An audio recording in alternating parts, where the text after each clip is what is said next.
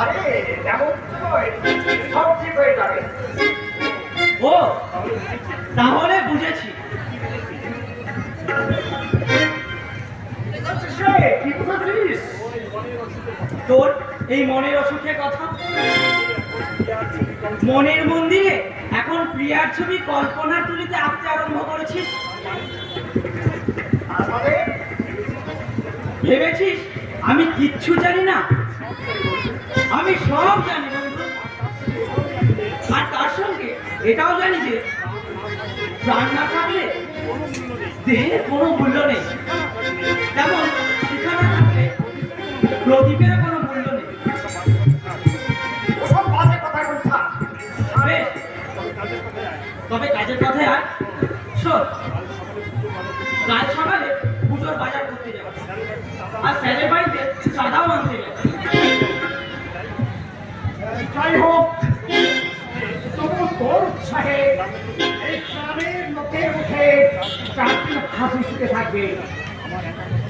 আমার একার কথা বলিসনি, তার সঙ্গে তোরও কিছু আছে।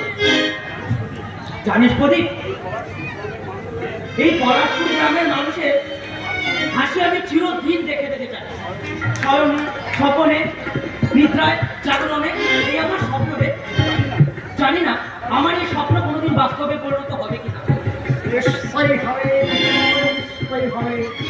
আমি স্পষ্ট দেখতে পাচ্ছি পূর্ব আকাশে উদিত হয়েছে এক নতুন সূর্য, আর সেই নতুন সূর্যের আলোক ছটায় এই পলাশপুর গ্রামে উঠে হাসি ফুটতে আর বেশি দেরি নয়।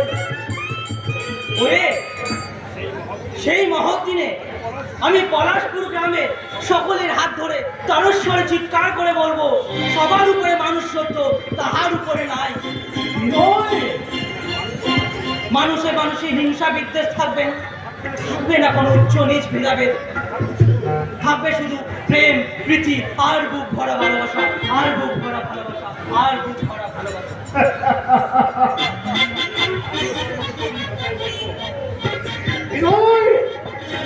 আমি